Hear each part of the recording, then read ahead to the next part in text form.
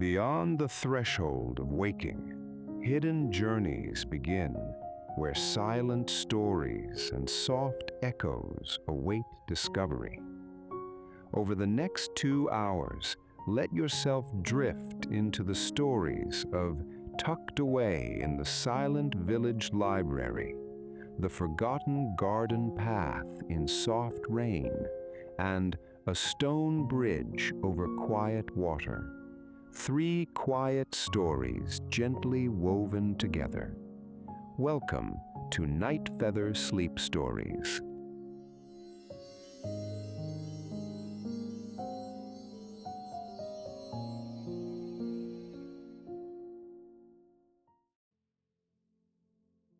A heavy wooden door was stuck fast against a pile of fallen books on the floor.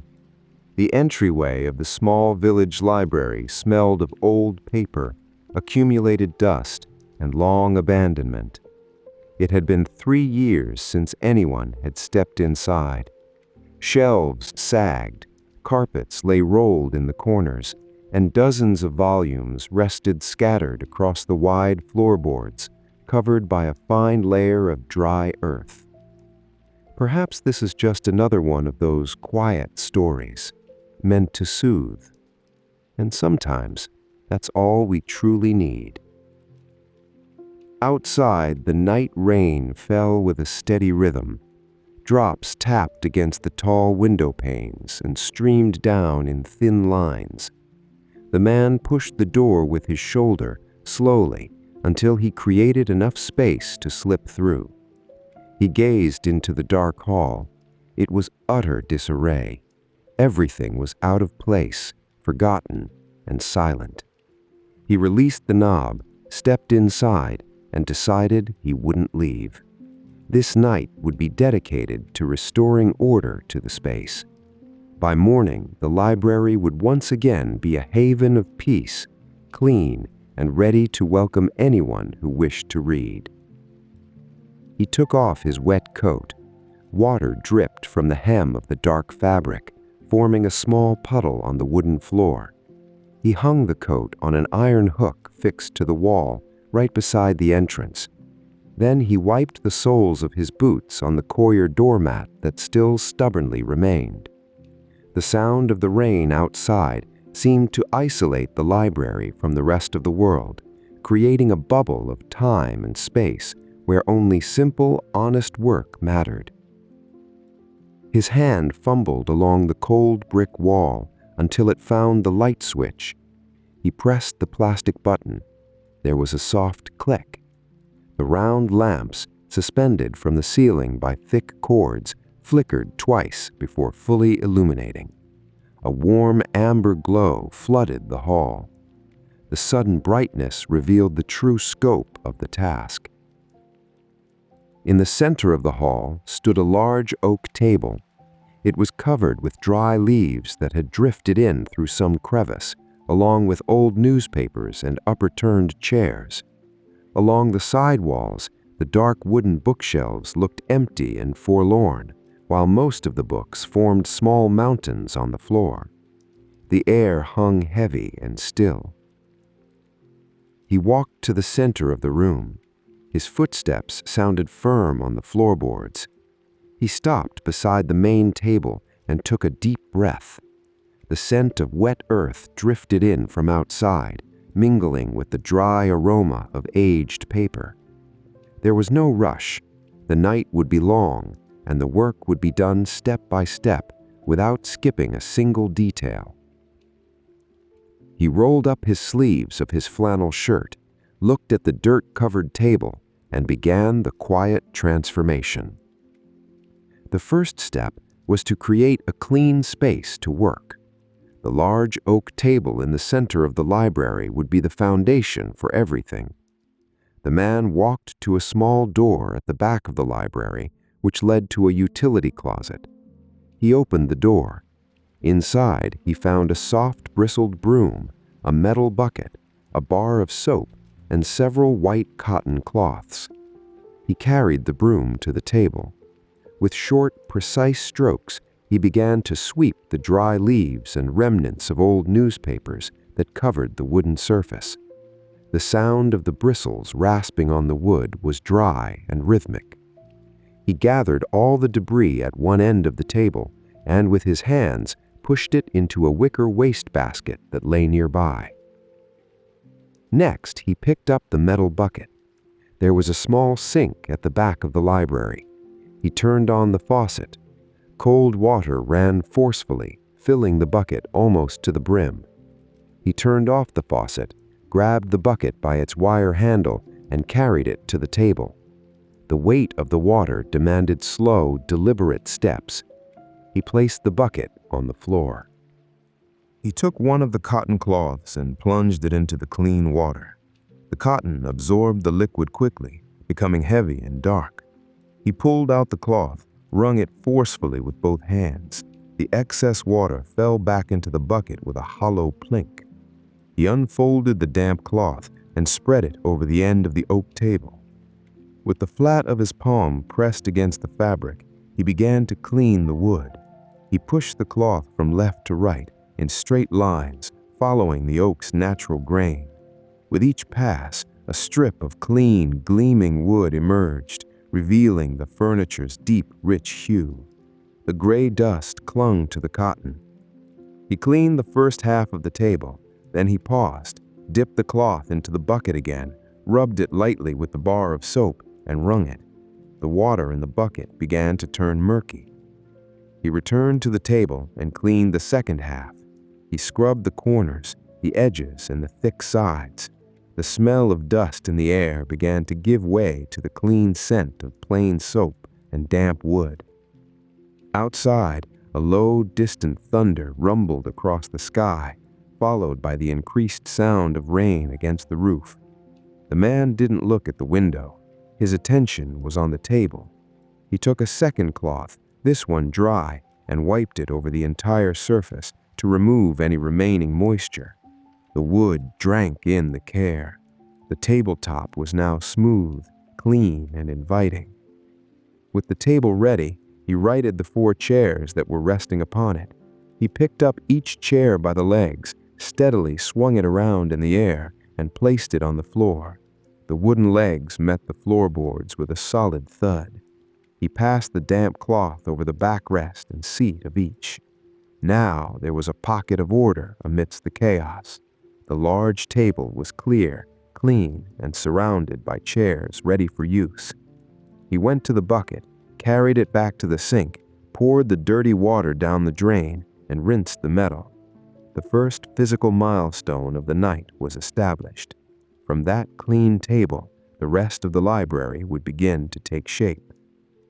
With the table clean, it was time to address the books scattered on the floor. There were hundreds of them, forming small, uneven mounds near the shelves, as if they had simply slipped from their perches over time. The man pulled one of the clean chairs closer and sat facing the largest pile of books. He stretched out his arms and picked up the first volume. It was a thick book with a navy blue cloth cover. He held it with both hands. A layer of fine dust covered its spine. He took a soft bristled brush, which he had brought from the closet, and swept it over the fabric. The dust released into the air and settled on the floor. He opened the book. The pages were intact, slightly yellowed at the edges, but firm. The scent of stored paper rose to his face. He closed the book and placed it on the clean table. This would be the stack of books ready to return to the shelves. He picked up the second book. It was smaller, with a hard cardboard cover and worn corners. He passed the brush over it. The red cover revealed faded, almost erased gold lettering. He opened it carefully. The binding was sound. He placed it on top of the blue book on the table. The work demanded patience and a steady rhythm. Pick up the book, assess its weight, brush the front cover, turn it over, brush the back cover, clean the spine, open to check the pages, close it, place it on the appropriate stack. Outside, the rain continued. The sound of water tapping on the leaves of the trees near the window created a curtain of white noise that filled the hall. Inside the library, the only sounds were the whisper of the brush over the fabric and leather covers and the gentle thud of each book being placed on the table. The third book he picked up was different. It was a heavy brown leather volume. When he lifted it, the front cover partially detached from its spine, hanging by only a few fragile cotton threads. The first pages were loose. He held the parts carefully so not to tear anything further. He did not place it on the table stack. Instead, he placed it on a second chair beside him. That would be the stack for mending. He continued, a book of poetry with a light green cover, intact, to the table. A botany manual with dog-eared pages. He gently smoothed the corners with his fingertips, calming the paper, to the table. An old novel with its spine torn halfway through, to the mending chair. Gradually, the floor around him began to clear. The wooden floorboards reappeared. The stack on the oak table grew, forming a colorful tower of clean spines. The stack on the chair beside him also grew, but at a slower pace. He did not rush his movements. He looked at each cover, felt the texture of each material. Some books had rough covers, others were smooth and cool to the touch. He cleaned a large geographical atlas. The book's weight required him to use both arms to lift it and place it at the bottom of the main stack. After almost an hour of repetitive, calm movements, the last small mountain of books on the floor disappeared. The man rose from the chair. He stretched his back and looked at the clear floor. The feeling of space in the hall changed immediately. There were no more obstacles in the way. The disorder had been sorted and separated. The books now waited, clean and divided, ready for their next step. The man walked to a dark corner of the library, where there was a small writing desk with narrow drawers. He opened the first drawer. The sound of wood sliding over wood broke the silence for an instant. From within, he took out a shallow wooden box filled with internal compartments. It was an old bookbinding repair kit. He carried the box to the main table and placed it beside the chair where the damaged books lay. He opened the lid. Inside, there was a glass jar of thick white glue, a short, stiff-bristled brush, a polished bone folder, spools of raw cotton thread, a small metal scissors, and pieces of bookbinding cloth in various colors. He sat down again and picked up the first book from the repair stack, the heavy brown leather volume with the loose cover. He opened the glue jar. The scent was faintly sweet and chemical. He dipped the tip of the brush into the glue, taking only a small amount. With his left hand, he held the book cover in the correct position. With his right hand, he passed the brush into the open crevice. The white glue covered the old cardboard and loose threads. He spread the glue in a thin, even layer, ensuring there was no excess that could seep and bind the pages together. After applying the glue, he closed the book cover firmly. He picked up the bone folder. It was a smooth tool, yellowed by time, perfectly adapted to his hand. He pressed the tip of the bone folder on the spine's crease, sliding from top to bottom. The movement forced the leather to re-adhere to the book's structure. He repeated the movement 3 times, applying constant pressure.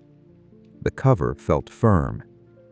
To ensure it dried correctly, he took 2 heavy books from the intact stack and placed them on top of the mended book, creating an improvised press. He picked up the next book. It was a thin volume of short stories whose page spine had torn, leaving the page stitching exposed. He took the metal scissors and cut a thin strip of black bookbinding cloth from the repair box. The scissors made a sharp metallic snip as the cloth cut. He measured the strip against the book's spine. The size was exact. He applied glue to the back of the black bookbinding strip. Again, he used the brush with slow movements. He aligned the strip over the torn spine and pressed it down with his fingers. The new fabric seamlessly covered the flaw. He used the bone folder to smooth the edges of the fabric, ensuring no air bubbles remained. The book looked whole again, and he placed it under another weight to dry. The sound of rain continued outside. A gust of wind made the drops tap harder against the glass of the nearest window, but the library's interior remained warm and centered. He worked on 5 more books. He glued loose pages, reinforced crushed cardboard corners, and secured loose stitching. His hands moved with precision of someone who knows the weight of materials. He wasn't trying to make the books new. He was simply restoring to them the integrity needed to be read without falling apart. When the last book was mended and placed under weight, he closed the glue jar. He cleaned the brush with a damp cloth, removing all the white residue from the bristles. He put the scissors, thread, and bone folder back in their respective places in the wooden box. He closed the lid of the box. The damaged books were now safe, resting, and drying. The healing work was complete. Now that the books were clean and mended, the empty shelves on the side walls needed to be filled. The shelves were made of solid, thick, dark wood, held up by wrought iron brackets. Before placing any books, the man took a dry cloth and walked to the first bookshelf on the left. He wiped each shelf, from the highest he could reach to the one closest to the floor, removing any lingering dust. He returned to the central table. He looked at the great stack of books ready. He decided to start with the largest and heaviest volumes, which would provide a solid visual foundation for the room. He picked up an armful of encyclopedias and dictionaries. The weight against his chest was considerable. He walked to the back bookshelf. He placed the first volume on the lowest shelf. The sound of the book touching the wood was a soft, satisfying thud. He picked up the second volume and slid it next to the first. The leather cover of one lightly scraped against the cloth cover of the other. He adjusted both so that their spines were perfectly aligned with the shelf's front edge. He didn't like books pushed all the way to the back. He preferred them to form a straight, unbroken line at the front. He returned to the table, picked up another armful of large books, and repeated the process. Gradually, the bottom shelf was filled from end to end. The bookshelf, once hollow and light, now seemed anchored to the floor by the weight of the knowledge within. He moved to the medium-sized books, novels, history books, biographies. He took 10 at a time. He walked to the shelf, chose a shelf at waist height, and began to line them up. He organized them by color and height, creating gentle visual waves on the shelves. A block of red spines, followed by a transition to shades of brown and green. The process was purely aesthetic and intuitive. The back and forth movement between the table and the shelves created a new rhythm in the room. Pick up the books, walk, place on the shelf, adjust the spine, return. The hall, which hours earlier had looked like an abandoned storage room, began to acquire the geometry of a true library. The vertical lines of the books broke the stark emptiness of the walls. At one point, he picked up a set of small poetry books. They were thin volumes with delicate covers. He chose a shelf at eye level near the window. He placed the books there, one by one. They seemed light and easy to pick up. He used a heavy L-shaped metal bookend to hold the row of thin books and prevent them from toppling sideways. The central table gradually emptied. The stacks dwindled until only the clean wooden surface remained. He went to the pile of books that were drying under the weights. He touched the glue of the first mended book.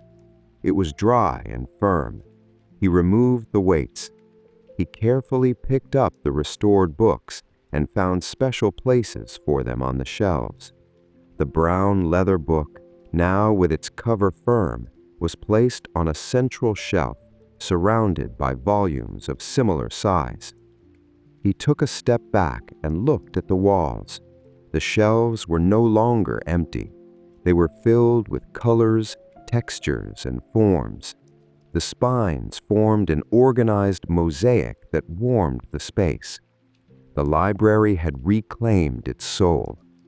The weight of the books on the walls seemed to embrace the room, creating a sense of isolation and protection against the continuous rain falling outside. The space was finally organized. With the walls filled and the center of the hall clear, all that was left was to prepare the space where people could sit and linger.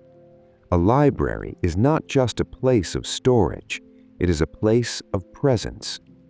The man walked to the back of the hall, where there was a small alcove near a tall window. In that corner, covered by a dusty white sheet, was an armchair. He pulled off the sheet. Dust rose in a fine cloud and quickly dissipated. The armchair was large, upholstered in moss-green velvet, with wide arms and a high back. It was an old piece of furniture, but it looked incredibly comfortable.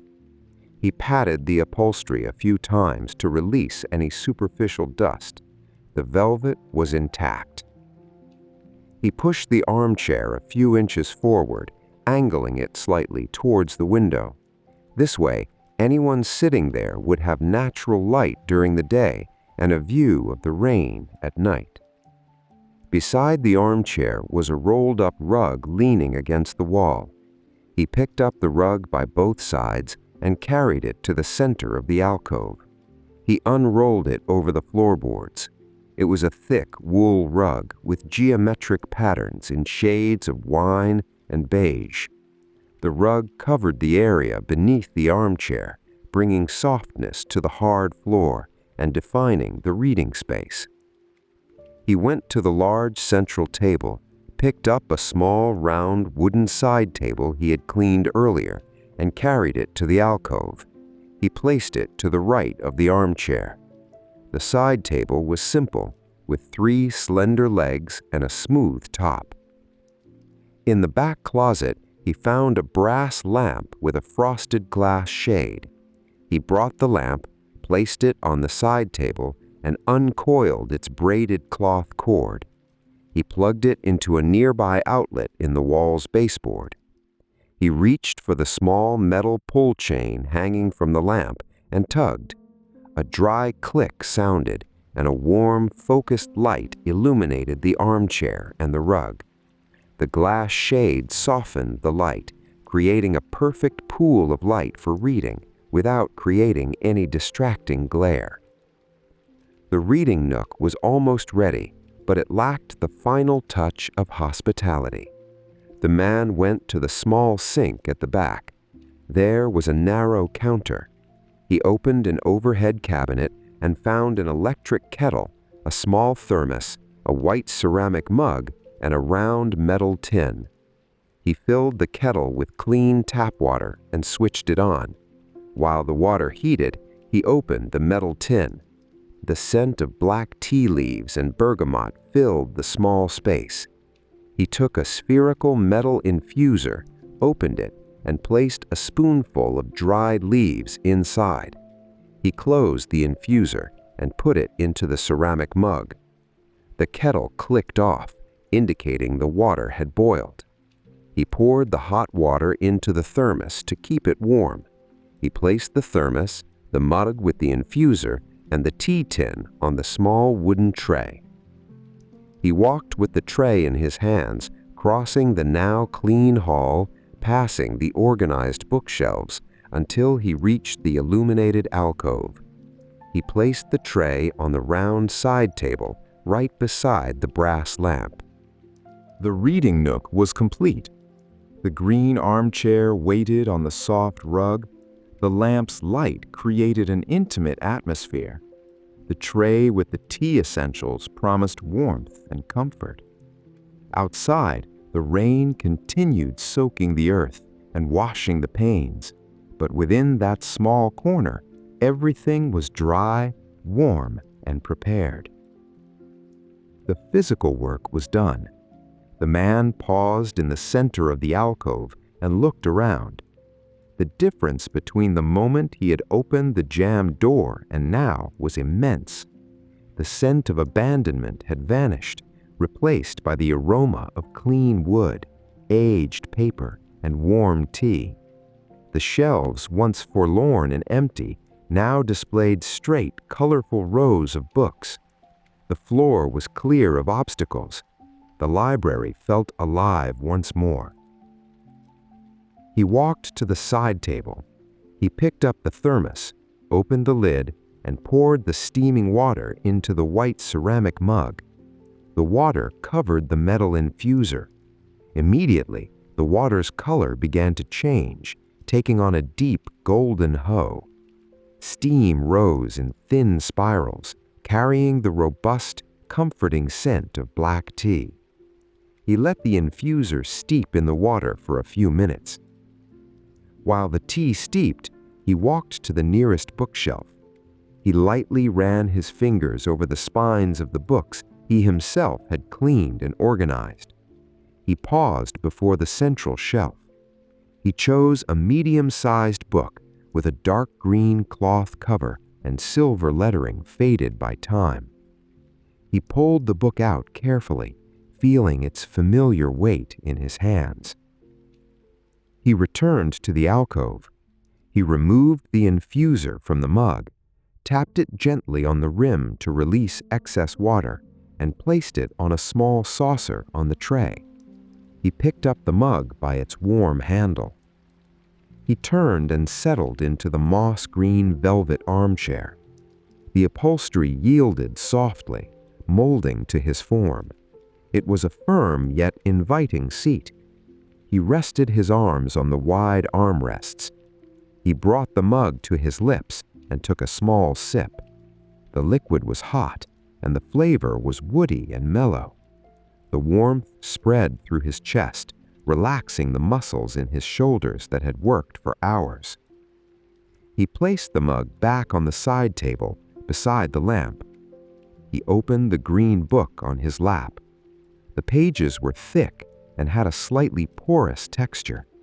The lamp's light fell perfectly upon the paper, illuminating the black printed letters without creating any distracting glare. He began to read the first page. He was in no hurry to finish the chapter or understand the entire story. He was simply savoring the simple act of reading. The sound of a page turning was dry and crisp. With each page he turned, the sense of quiet accomplishment deepened. He had mended this space so that moments like this could exist. He lifted his eyes from the book for a moment and looked at the window beside him. The night outside remained dark. Raindrops tapped against the glass in a steady, random rhythm, like soft, distant drums. Water streamed down the transparent surface, distorting the view of the trees outside. The sound of the rain was not an interruption. It was the perfect soundtrack for the library's silence. He took another sip of tea. The atmosphere around him was in perfect balance. The tools were stored in the wooden box. The cleaning cloths were in the closet. The large oak table was clean and empty, ready for the next day. The books rested safely on their shelves. He leaned his head against the high back of the armchair, feeling the softness of the velvet against his neck. He returned his gaze to the book's pages. The world outside could continue its rain and wind. Inside, there was only order, warm light, and words printed on paper. The tea in the ceramic mug came to an end. He swallowed the final lukewarm sip and placed the empty mug back on the wooden tray. He read the end of the paragraph he was on, memorized the page number, and closed the green book with a gentle motion. The sound of the cover meeting the pages was a soft, definitive thud. He placed the book on the side table, perfectly aligned with the edge. He rose from the armchair. His body was tired, but it was the good kind of tired, the satisfying ache that comes from useful, completed work. He walked slowly to the library's entrance. His footsteps over the rug and then the wooden floorboards echoed softly in the quiet hall. He stopped near the entrance door. He looked at the switch on the brick wall. With a simple touch, he turned off the round ceiling lamps. The main hall plunged into darkness. The large oak table, the chairs, and the shelves filled with books disappeared into the darkness.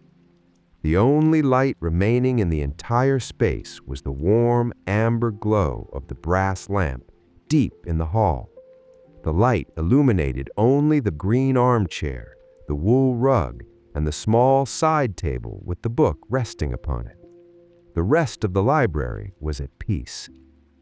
The sound of the rain seemed more present now that the main light had been extinguished.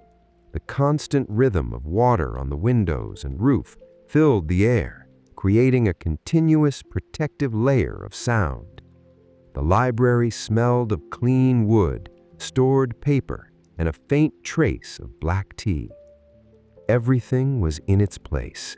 There was nothing left to mend, sweep, or organize. The disorder had been transformed into peace. The man took his coat from the hook on the wall. He put on the dry garment, opened the heavy wooden door, which now swung open without resistance, and stepped out into the damp night. He closed the door behind him with a soft click.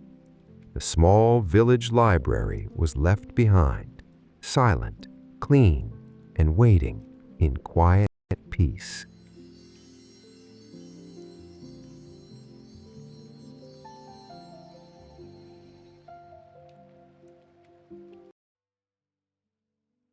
The earthen path connecting the back porch to the old glass greenhouse had vanished beneath water and tangled growth. The rain fell soft and steady outside, unveiling the challenge. Where once a straight, dry passage lay, now only a ribbon of dark mud remained, dotted with uneven puddles and tall grass that bowed under the water's weight. The porch's yellow light illuminated the initial stretch, showing it was impossible to cross the yard without sinking boots into the soaked earth. The greenhouse, at the far end of the property, seemed isolated, separated from the house by that broken stretch of ground. Perhaps this is just another one of those quiet tales, woven for tranquility. And sometimes that's all one truly needs. It needed mending. The yard's disarray called for a steady hand. The decision was made there and then, standing on the dry porch step.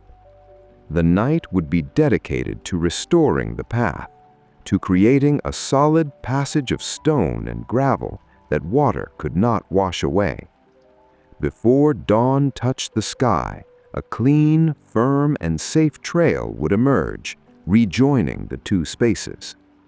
The rain would not be an obstacle, but a constant companion during the work. Preparation began with slow, practical gestures. A thick, heavy yellow rubber coat was lifted from its hook on the wooden wall. Donning the coat brought an immediate sense of protection. Its sturdy fabric draped over arms and back, forming a secure barrier against the chill and damp. Next came the rain boots, tall and dark, with thick rubber soles made for treading any terrain. A pair of soft leather gloves completed the attire. The night air was crisp. The scent of wet earth rose from the yard, drifting onto the porch. The rain made a constant rhythmic sound on the zinc roof above the door. It was a calm sound, no fierce wind, just water falling true to the ground. Near the door, a basket held garden tools. A wide-bladed hoe with a smooth wooden handle was chosen. The tool's weight in hand offered a quiet reassurance. Beside the basket, a metal lantern with a sturdy handle stood ready for use. The button was turned, and a warm, strong light glowed within the thick glass. The lantern was hung on a hook at the corner of the porch, casting a warm beam that sliced through the gloom and illuminated the work's beginning. Everything was in place. The rain continued to fall, washing the leaves of the surrounding trees. The yard waited. The first step was taken off the porch, descending the wooden step. The boot met the muddy edge. The night's work was just beginning, and the goal was clear and simple. The rubber boot sank slightly into the edge of the broken path. The earth was soft and heavy. The first movement with the hoe was firm. The metal blade cut through the top layer of mud, pulling aside the tall grass and loose roots. The dull, steady rasp of the tool against the wet earth was constant. With each pull, a segment of the old ground was peeled away, revealing darker, more compact earth beneath. The work found its own rhythm. Lift the hoe, plunge it into the earth, pull it back. Gradually, the formless ribbon of mud began to gain straight edges. Rainwater fell on the yellow coat, streaming down shoulders and dripping to the ground, but inside, the body remained dry and warmed by the effort. The cleared growth was gathered into small piles along the sides, well away from where the new path would lie. Progress demanded patience. The stretch was about 10 meters to the greenhouse door. Each cleared meter showed the night's advance. The muddy puddles dissolved as the hoe leveled the terrain. The blade scraped away the ground's gentle undulations, carving a shallow, flat trough, ready to embrace the path's foundation. The scent of severed roots mingled with the rain's perfume. It was a fresh, raw aroma. The lantern light on the porch grew a little more distant with each step forward, but still illuminated the back of the coat and the ground just ahead.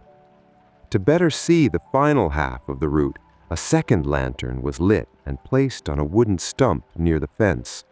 The crossed light from the two lamps wove an illuminated corridor through the dark yard. The scraped earth formed small mounds along the sides. Where once was disorder, now a clear line was drawn on the ground. The bottom of this shallow trough was smooth. Raindrops struck the newly exposed earth and quickly were absorbed. The ground seemed to breathe a sigh of relief as the weight of the wet growth was lifted. The rhythmic pull of the earth brought a profound calm. There was no rush. If a thicker root offered resistance, the hoe descended 2 or 3 times in the same spot until the wood yielded with a dry snap. The obstacle was removed with gloved hands and tossed aside. The boot stepped on the cleared section to test the soil's firmness.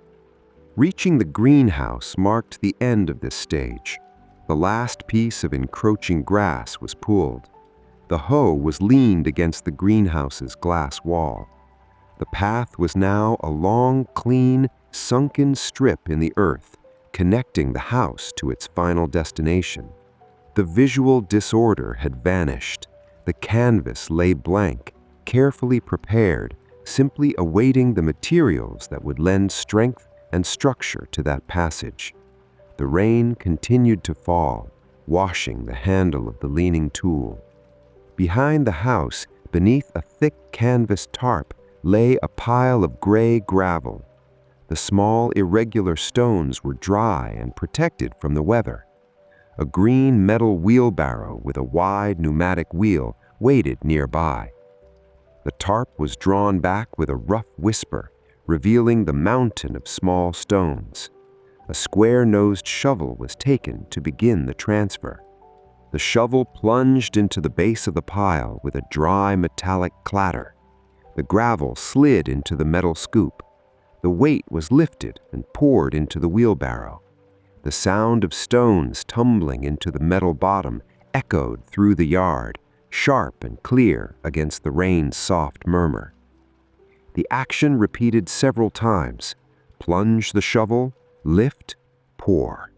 The wheelbarrow slowly filled, the mountain of gray stones forming a cone in the center of the bed. When the wheelbarrow was full, its wooden arms were lifted. The weight was considerable, but the wide wheel spun easily over the yard's short grass. The transport began. The wheelbarrow was pushed to the start of the cleared path, near the porch step. The wheel stopped right at the edge of the earth trough. With a steady tilt, the cart was tipped forward. The gravel spilled out at once, tumbling onto the wet earth with a soft, crumbling sigh. A small cloud of stone dust rose, but was swiftly quelled by the falling raindrops. The small stones spread, covering the first meter of the path. A short tined rake was used to level the material. The tool pulled and pushed the gravel, spreading the stones evenly. The layer needed to be deep enough to prevent the mud from rising, yet level enough to welcome the larger stones later. The sound of the rake scraping on the gravel was harsh and constant. The rain began to wash the dust from the scattered stones, unveiling shades of light gray, white, and tiny flecks of black. The rainwater that once gathered in puddles on the earth now met the gravel. Drops struck the small stones and trickled into the empty spaces, draining perfectly. The mud could no longer take root there. The foundation was solid. 6 trips with the wheelbarrow were needed to cover the entire length to the greenhouse. The last load was poured directly in front of the wooden and glass door. The rake spread the final stones, connecting the gravel base to the doorframe. The entire path was now a gray, textured strip. The passage already felt secure, but the main stepping surface was yet to come. The rake was put away, and the empty wheelbarrow was left aside, with the rain washing the remnants of stone dust from within its bed. Near the side fence of the property, several slate slabs were stacked. They were large, flat stones with rugged edges and substantial thickness.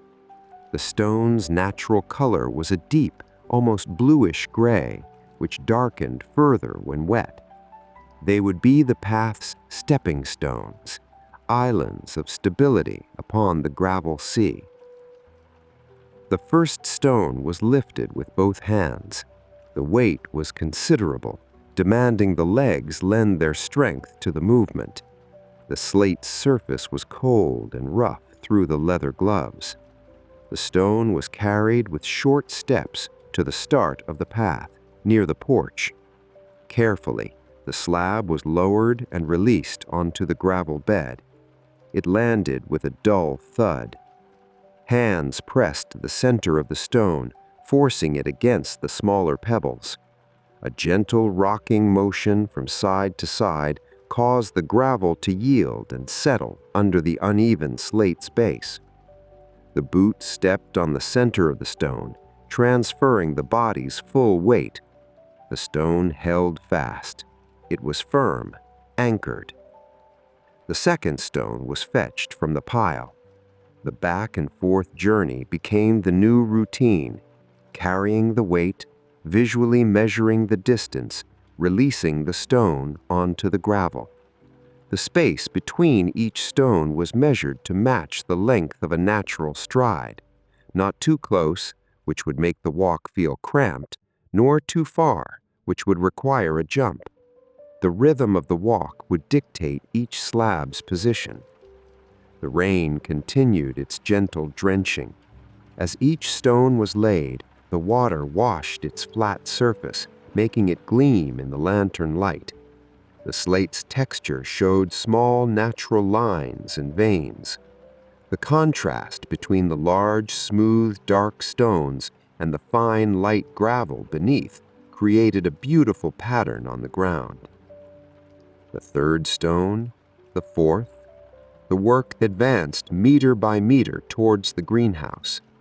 The repeated carrying of weight deepened the breath slightly. The cold night air entered the lungs, bringing the clean scent of rain.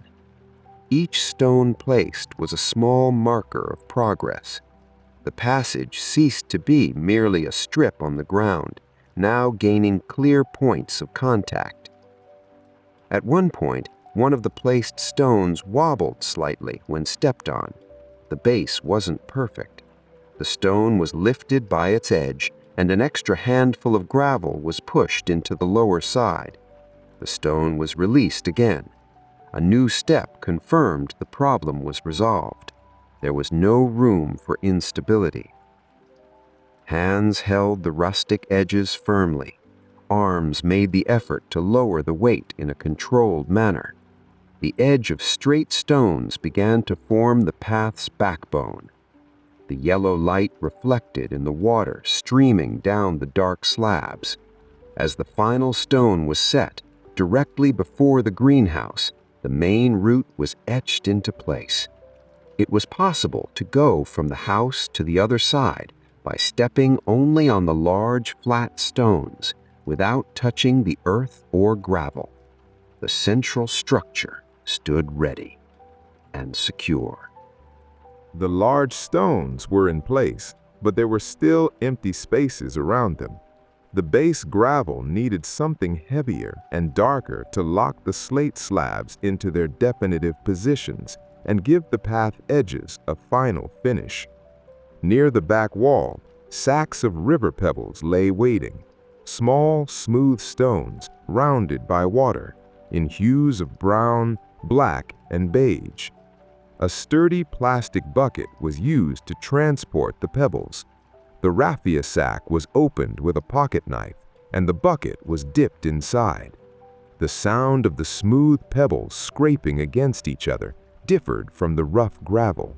It was a hollower, rounder whisper. The full bucket was carried by the handle to the start of the path. The work now shifted to finer details. The bucket was tilted, and the pebbles rolled slowly, falling into the spaces between the first slate slab and the earthy edge of the yard. Gloved hands spread the rounded stones, pushing them to fill every empty corner. Where the slate slab ended, the pebbles formed a firm frame. The rain aided the process. Water encouraged the smaller stones to slip and nestle more snugly into the tiny gaps. The space between each step was filled with a dense layer of dark pebbles. The gray base gravel disappeared under this new covering. The contrast of colors changed.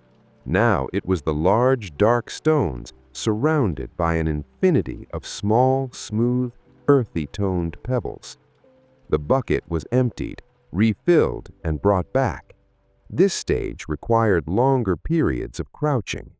The knee of the yellow coat's pant leg touched the wet ground, but the rubber prevented water from seeping through. Hands worked close to the ground, feeling the stone's shapes, arranging the path's texture. It was like assembling a simple puzzle where every piece eventually found its rightful place. Fingers pressed the pebbles against the edges of the larger slabs. The pressure ensured nothing would shift when someone walked there. The sound of the smaller stones settling was like a soft, continuous rustle. Rainwater streamed over the river stone's smooth surface, creating tiny liquid paths that vanished into the earth at the sides. Advancing slowly, the filling continued along the entire route. Each meter gained weight and definition. The path's edges, once just earth cut by the hoe, were now protected and defined by the line of pebbles. The mud would find no easy way back. The growth would find no easy space to flourish. The bucket made its last trip. The final stones were poured around the last slab near the greenhouse entrance. Hands smoothed the surface one last time. The empty bucket was left aside. The union of different types of stone created a solid, beautiful, and functional surface. The path was physically complete. No stone was missing. No piece of earth was exposed. The passage was sealed, ready to endure through many seasons. The structure was ready, but the night still left the path dark. The large stones and smooth pebbles blended with the yard's shadows. For the passage to be welcoming and safe at any hour, light needed to be brought close to the ground. Inside the toolbox on the porch, a set of small ground lanterns waited, made of dark iron and thick glass, designed for outdoor use. The cardboard box was opened. Each lantern was shaped like a small square lamp, supported by a metal stake with a sharp point at its base. Inside the glass, a flame-shaped bulb rested, powered by small batteries sealed against water. The weight of each piece in hand conveyed quality. These were objects crafted to withstand rain and wind. The first lantern was taken from the box. The metal stake was fitted into the square base. Walking to the side of the new path, the sharp point was positioned in the firm earth just beyond the pebble border. Both hands pressed down on the top of the stake. The metal pierced the wet earth with a soft rasp, sinking until it stood firm and straight. A small rubber button beneath the lantern's lid was pressed. The light ignited instantly. It was a warm, soft, yellowish glow. The light didn't dazzle the eyes, but spilled a circle of clarity over the smooth pebbles and the nearest large slate slab. Raindrops falling on the lantern's thick glass sparkled like tiny diamonds for a second before trickling away. The second lantern was prepared. The distance was measured in steps, 3 long strides forward on the opposite side of the path. The stake was driven into the grass. The button was pressed. A new circle of yellow light appeared, subtly crossing with the light of the first lantern. The alternating pattern began to form. One light to the left, another to the right, guiding the gaze forward. The sound of the rain continued constant. Water struck the hood of the yellow coat as the back and forth walk occurred. Pick up the lantern, assemble the stake, drive it into the earth, light it up. The work was clean and swift. With each new light ignited, the path transformed. What was merely a project of stone and physical effort now gained a calm, inviting atmosphere. The light unveiled details the darkness had concealed: the slate's veins, the river pebbles' wet sheen, the surrounding grass's texture. Rainwater seemed like silver threads crossing the light beams before touching the ground. The last lantern was placed near the greenhouse step. The stake was driven in firmly. The button was activated. The light illuminated the old wooden door and the structure's misty glass. The route was fully illuminated. 7 small lanterns punctuated the distance between house and greenhouse. The dark night of the yard had been tamed by that trail of warm lights and firm stones. The work of construction and preparation had come to an end. The tools were gathered and placed back in the basket on the porch: the hoe, the bucket, the rake. The wheelbarrow was turned upside down, leaning against the wall to prevent water from gathering. Standing on the wooden step under the house's protective roof, the gaze swept over the finished work. The path stretched ahead, clear and defined. The lantern's yellow lights formed a soft corridor through the rain. Where once there was only mud and tall growth, now order existed. The moment called for the new passage to be walked. The first step descended from the wooden step and met the first large slate slab. The rubber boot touched the stone. The sound was firm, a dry, hard contact, utterly different from the squelch of sinking into wet earth.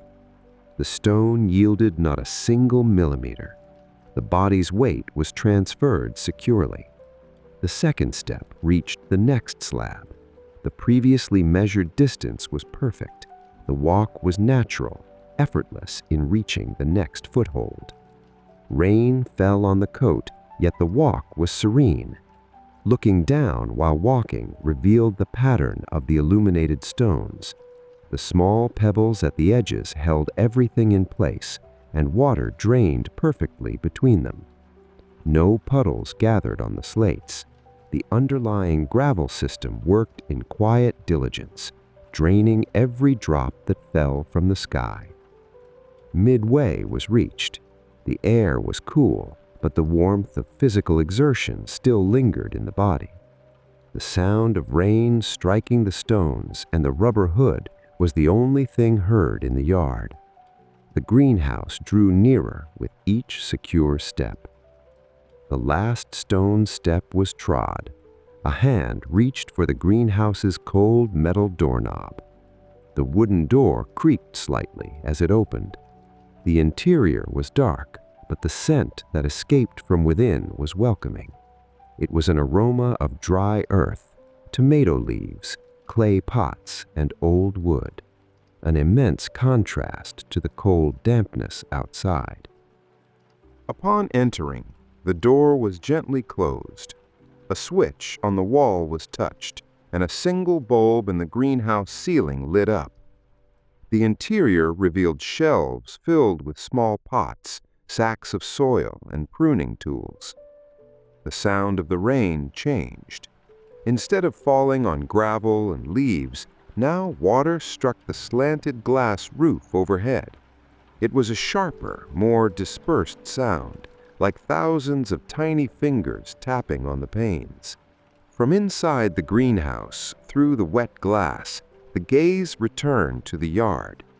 The newly built path glimmed in the night. The yellow lanterns marked the exact route to the house's illuminated porch. The passage was there, solid and silent. The greenhouse's isolation had ended. The connection between the two spaces was definitively restored. Mud was no longer a problem. The walk back would be as safe and dry as the walk in. Inside the greenhouse, the atmosphere was dry and sheltered. Near the potting bench, a wooden bench, worn by time, stood. The wet, heavy yellow rubber coat was unbuttoned and hung on a thick hook on the supporting beam. Water drops streamed from the fabric onto the packed earth floor. The leather gloves were removed and placed on the table. The body relaxed upon the wooden bench. The night's exertion excised its price in a good weariness, the kind that follows a task well done by hand. Muscles in arms and legs felt the weight of the carried stones, yet the sensation was of relief and quiet contentment. On the table, a thermos forgotten earlier held the last of some chamomile tea. The lid served as a cup. The liquid was still warm. The tea's warmth flowed down the throat, warming the chest and bringing immediate comfort. The sweet scent of chamomile mingled with the dry earth scent of the enclosed space. The gaze fixed on the glass window ahead. The rain continued to wash the night outside. The sound on the glass roof was a constant, rhythmic lullaby. Through the drops tracing paths down the pane, the new path's yellow lights glowed steadily. The large stones rested firm on the ground, anchored by the pebbles, impervious to the falling water. There was nothing left to do or mend. The space was ordered. The mud's disarray had yielded to the enduring structure of stone. The yard breathed calmly beneath the rain.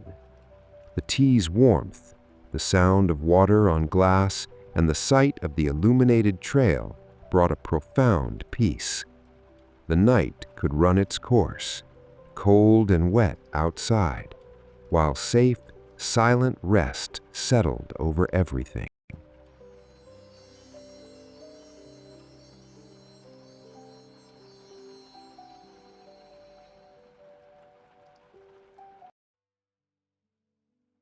Three dark wooden planks lay sunken in the muddy bank. They crossed a small stream at the back of the yard. The wood was old and soft. The edges of the planks were splintered. Their middles sagged towards the water. The path between the house and the back garden was broken. No one could step there without risking a slip or breaking the wood entirely. The stream flowed beneath, but the crossing was lost.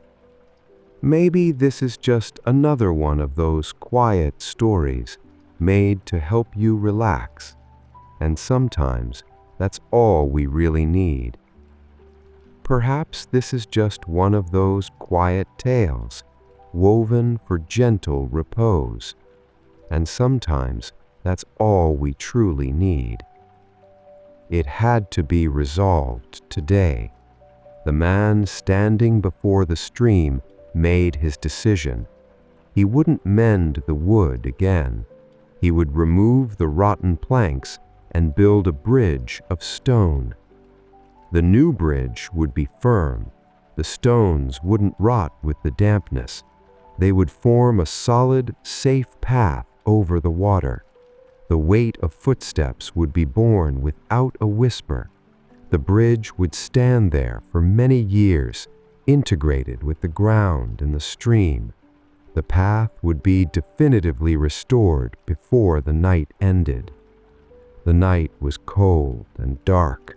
A fine rain fell from the sky. It was a constant rain, without wind. The drops tapped against the thick yellow coat the man wore. Water ran down the waterproof fabric. The rain's song was a soft, continuous hush. The stream answered with the murmur of water flowing over its bed of stones. He held a large metal lantern. Its yellow light cut through the darkness. The beam illuminated the falling rain.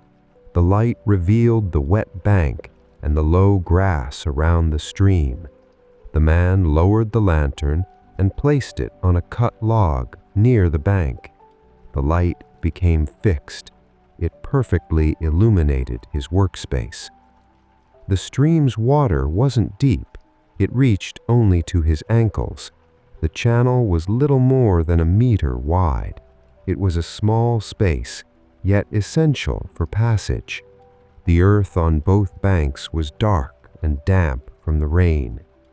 Nearby, a pile lay covered by a blue tarp. The plastic was wet and gleamed under the lantern's light. Beneath the tarp were the stones he had brought days ago. They were rough-hewn stones. They awaited their moment to be used. The man took a deep breath. The air carried the scent of wet earth and damp leaves. He wore tall rubber boots. His feet were dry and warm. His hands were protected by thick leather gloves. He looked at the lantern's light. Then he looked at the broken planks. The work was ready to begin. There was no rush. The night was long, and the rain wouldn't stop. The atmosphere was calm. His focus was solely on the small patch of illuminated earth and water before him. The man walked to the stream's edge. His rubber boots sunk slightly into the wet grass. He paused before the old planks. The first thing to do was clear the way. The past must be removed so the new could claim its space. He bent down. His leather gloves touched the first wooden plank. Its surface was covered in green, slippery moss. He gripped the wood's edge with both hands. He pulled upward. The wood offered little resistance. The wood's release from the mud was a wet, hollow sigh. The plank's tip was black from accumulated water. He lifted the entire piece. The wood was light, hollowed inside by time. He turned his body and tossed the plank into a corner of the yard, away from the water. He returned for the second plank. This one was held by two rusty nails in a piece of root. He pulled the right end. The wood cracked. It broke in half. He picked up the first half and threw it aside. Then he gripped the second half. He had to rock the wood from side to side. The earth slowly released the piece. He pulled hard, and the wood came free. A deep, ancient scent of earth rose into the air. He discarded the second half with the first. The third and final plank was almost entirely submerged. Only a thin line of wood showed above the mud. He picked up a small shovel with an iron handle. He plunged the shovel's tip beside the plank. The metal cut through the soft earth. He used it as a lever. The plank rose slightly. He repeated the movement on the other side. The wood finally came loose. He used his hands to pull it from the hole. The space above the stream now lay utterly empty. Only the water flowed freely. The next step was to prepare the ground. The stone bridge needed a straight, firm base. The soft mud wouldn't bear the weight. He picked up a larger shovel. Its long wooden handle was cold. He rested the shovel's tip on the left bank. He pressed the metal edge of the shovel with his boot. The shovel sunk into the earth. He pulled the handle back. A large amount of mud was removed. He tossed the earth to the side. He repeated the movement several times. The sound of metal cutting the ground mingled with the noise of the rain. He dug until he passed the layer of soft mud. The shovel met a harder, more compact earth, a pale brown hue. This was the true foundation. He scraped the bottom of the hole with the shovel to make it flat. He created a small square step on the left bank. The ground there was now solid. He took a long step over the stream. His boot landed on the right bank. He turned his body towards the water. He began to dig on the other side. The process was the same. The soft mud was removed and thrown away. The rain fell upon the exposed earth, but the hard base did not yield. He measured the height with his eyes. The hole on the right bank needed to be at the same height as the hole on the left. He dug a little deeper. He scraped the sides to create straight corners. He stopped digging. He released the shovel and leaned it against the tree trunk. He looked at the work done. Both banks now had a clean, square cut. The excess mud was gone. The water's flow straighter between the two cuts.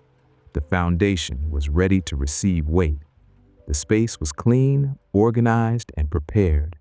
The rain continued to wash the man's tools and gloves. The water's voice seemed clearer now, no longer muffled by old wood. The man turned his back to the stream and walked to the blue tarp. Rain formed small puddles in the middle of the plastic. He gripped the tarp's edge and pulled. Water ran onto the wet ground. The plastic gave a dry rustle as it folded. He pulled the entire tarp and left it rolled in the corner. The stones appeared under the lantern's light. There were many stones. They had different sizes and shapes.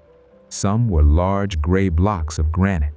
Others were river stones, more rounded and smooth. There were also flat pieces, like large, thick slices of stone. Everything was mixed. To build the bridge, he needed to sort the material. He started with the largest, heaviest stones. They would be the base. He chose a rectangular block of granite. Its surface was rough. He placed both hands under the stone. He bent his knees and lifted the weight. The stone was very heavy. The effort warmed his body beneath the coat. He walked with short steps to the stream's edge. He carefully lowered his body and released the stone onto the ground. The impact made a dull thud against the earth. He returned to the pile. He looked for another similar block. He found a square stone with one face quite straight. He cleaned off some loose earth clinging to it. He lifted it and carried it near the first. He did this 4 times. 4 large foundation blocks were now aligned near the water. The second group of stones was for the support walls. He needed medium-sized stones. They couldn't be too round or they would roll. He looked for stones with flat sides. He picked up a stone the size of a shoebox. Its color was a dark gray, almost black with the rain's dampness. He carried it with ease. He made a new separate pile, only with medium stones. He chose about 12 such stones. The rain washed each stone as it was lifted from the main pile. Dust and dry earth turned to thin mud, trickling away into the ground. The third group was the most important for the end of the work. These were the stepping stones. He searched at the base of the pile. He found 3 large stone slabs. They were long and flat. Their thickness was about 4 fingers. They were heavy, but their straight shape made them perfect for stepping on. He didn't lift them from the ground yet. He merely dragged them across the wet grass until they were near the log where the lantern sat. The stone's scrape against the damp grass was a long, deep murmur. Only one type of material remained, the locking stones. These were very small stones, almost the size of a closed hand and wedge-shaped. He gathered several of them into a metal bucket. The clatter of pebbles falling into the bucket was sharp and metallic. They would be used to fill the empty spaces and prevent the larger stones from moving. He finished the sorting. He stood up and stretched his back. He looked at the ground. What had been a disorganized mountain beneath a tarp now lay as 4 clear, defined groups. Order had been brought forth. Each stone had a purpose. Each pile had a destiny. The lantern's light struck the wet stones. They shimmered lightly. The granite showed small, bright specks. The effort of carrying weight had quickened his breath. He stood still for a minute. He heard the sound of the rain on the rolled plastic of the tarp. He felt the cold wind on his face. The material was ready. The construction would begin. The man approached the dugout step on the left bank. He picked up the first large granite block. The stone was cold and rough against his leather gloves. He lowered it into the hole. He released it slowly. The stone settled on the hard earth with a firm thud. The stone needed to be perfectly aligned. He picked up a heavy black rubber mallet. He struck the top of the stone. The sound was muffled, a dense thud that carried little echo. He struck the right corner, then the left. The stone sank a little deeper into the earth and stopped. It did not move. He picked up the second large block. He placed it beside the first. There was a small space between them. He took the metal bucket with the small stones. He scooped out a handful of gravel and dropped it into the gap between the 2 blocks. He used his thick, gloved fingers to push the pebbles to the bottom. Then he struck again with the rubber mallet. The 2 large stones now seemed a single solid piece. He pulled a leveling tool from his coat pocket. It was a yellow metal bar with a glass tube in the middle. An air bubble floated within the tube's green liquid. He placed the level over the two stones. He looked closely. The air bubble was exactly in the center. The base was straight. There was no incline. He crossed the stream. The running water touched the tips of his boots, but did not enter. He went to the right bank. He repeated the process. He picked up the third large block. He lowered it into the earth step.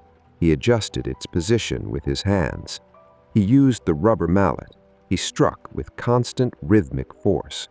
Rain fell on the mallet, splashing water to the sides with each strike. He brought the fourth block. He fitted it beside the third. The earth on the right bank was a little harder. The stone sat a bit high. He removed the stone. He picked up a small hand shovel. He scraped the bottom of the ground, removing a thin layer of earth. He put the stone back. He used the level again. The air bubble stopped in the center. The right side base was ready and level. Now, he needed to ensure the distance between the two bases was correct. He took a measuring tape. He stretched the metal tape from the left bank to the right bank. The distance was exact. The bases were not crooked against the water's flow. They formed two perfect parallel lines. The stream's water passed between them without touching the foundation stones. He put away the measuring tape and the level. He looked down. The four large stones formed the bridge's footings. They resembled thick teeth rooted in the earth. The gray color of the granite contrasted with the dark brown of the mud.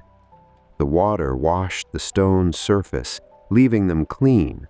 The water that ran off them returned clean to the stream.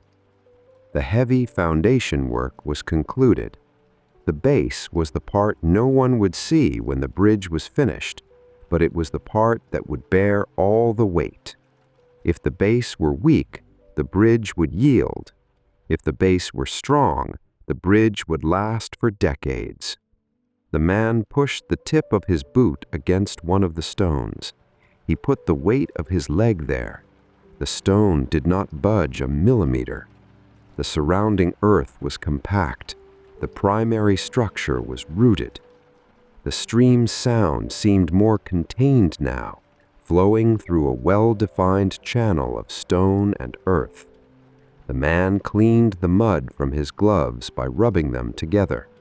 He was ready to raise the bridge's level. The bases were ready. Now the man needed to build the support walls. These walls would raise the bridge to the height of the grassy path. He walked to the pile of medium-sized stones. He chose a rectangular stone. He carried it to the left bank. He placed it on top of the granite base. Stone meeting stone made a dry, rough sound. The top stone wobbled slightly. The surfaces were not perfectly smooth. He removed the stone. He went to the bucket of small stones. He picked up a thin, chip-shaped stone. He placed it on the base at the exact point where the top stone had wobbled. He returned the medium stone. He pressed with both hands. The stone did not move. The fit was firm. The small chip had filled the empty space. He picked up another medium stone. Its shape was more irregular. One side was higher than the other. He placed it beside the first. He rotated the stone. He tested different positions. He found the angle where it fit best against the neighboring stone. He used two more small stones as wedges. He struck with the rubber mallet to lock everything in place. The stones pressed tightly against each other. The friction between them created the structure's strength. No mortar was needed, only gravity and friction. He continued working on the left bank. He placed a second layer of medium stones over the first. He staggered the joints. He never placed the dividing line of two stones directly over the line of the layer below. He built as if making a brick wall. The weight of a top stone locked the 2 stones beneath. It took patience. He looked at the stone, tested the fit, removed it, adjusted with a wedge, and placed it again. The left wall rose slowly. It reached the height of the grasses of the yard. The top of the wall formed a straight line of solid stone. He crossed the water again. He went to build the wall on the right bank. He brought the remaining medium stones. He repeated the same movements. Place the stone, test the wobble, insert the chip, strike with the rubber mallet. Rotate the next stone, find the natural fit. The sounds of work were calm, the scrape of stones, the dull thud of the mallet, the rain falling on his coat. The right wall began to take shape. He chose a stone with a very smooth face to turn towards the water. He positioned it carefully. He added the second row. He used the yellow level on the right wall. The bubble showed that the top was straight. Then he needed to check if the 2 walls were at the same height. He took a long, straight wooden board. It wasn't one of the rotten planks, but a clean wooden ruler. He placed one end of the board on the left wall and the other on the right wall. He placed the level in the middle of the board. The air bubble was slightly off-center. The right wall was a little lower. He removed the board. He searched through the pile of medium stones. He found a thin granite slab. He placed it on the right wall. He used the mallet to settle it. He tested with the board and level again. The bubble stopped exactly in the center. The 2 walls were perfectly aligned. The support structure was complete. The stone walls rose from the solid bases. The gap between them was the space through which the stream passed. The side stones looked ancient, as if shaped by the water itself. The dark gray color of the wet stones matched the night.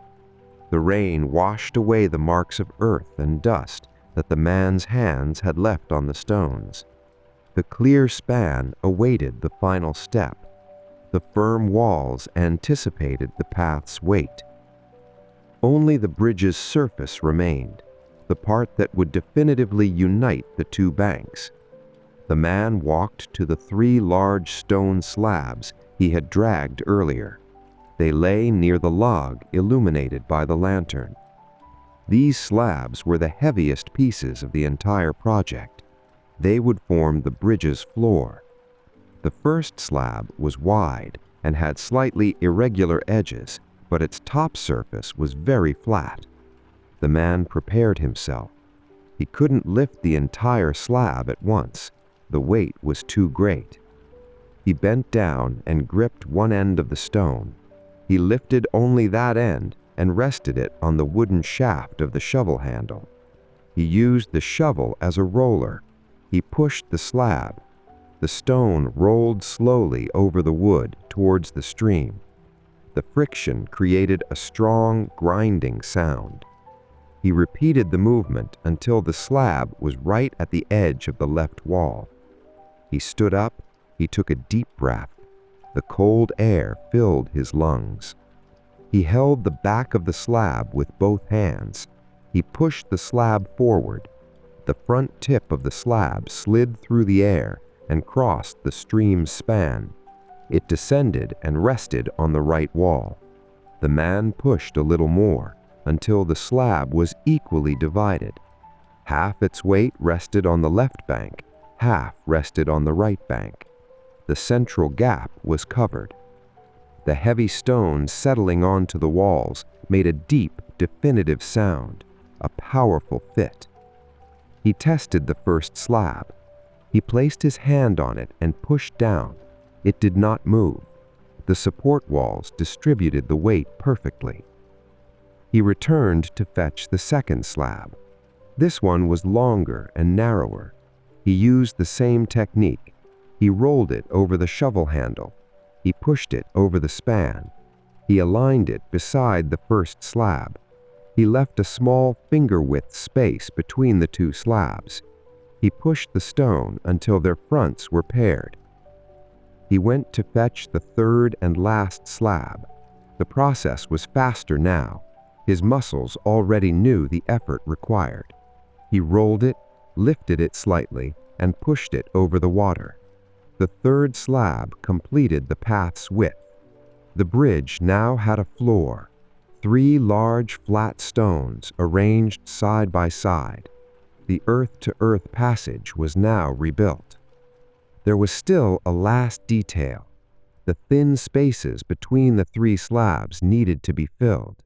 If left open, water could enter and shift the stones over time.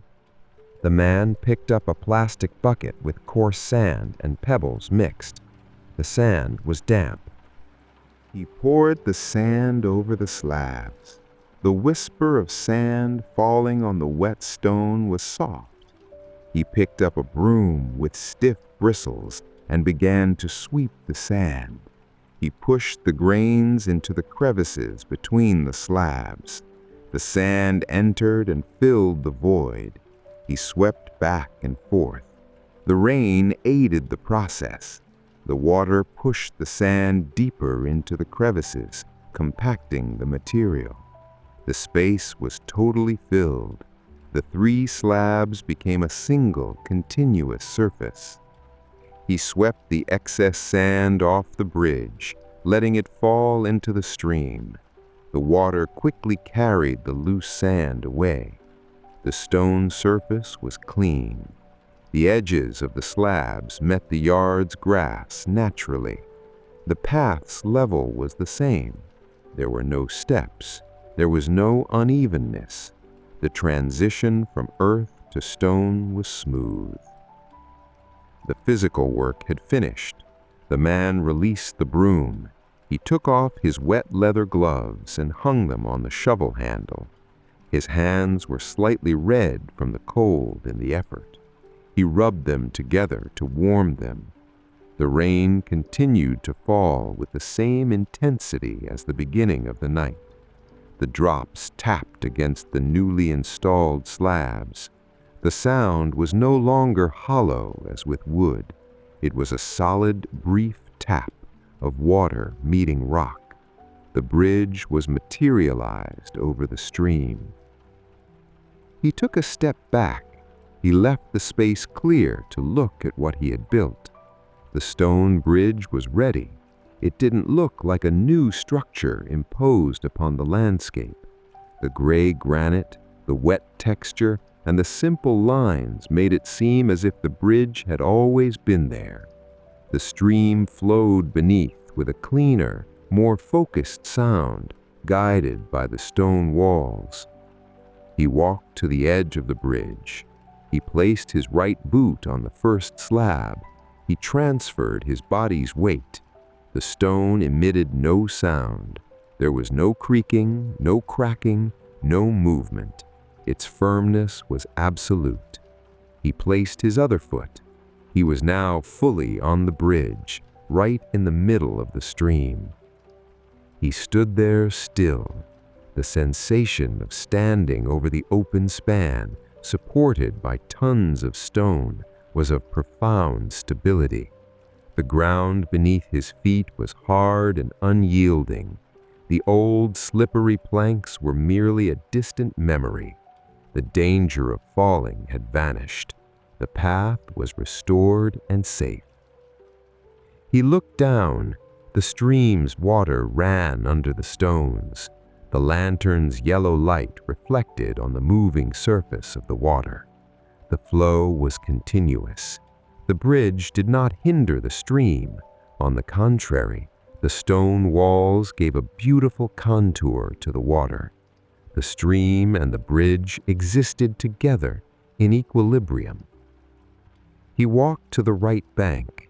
His steps on the stone were silent, muffled by the wet rubber soles.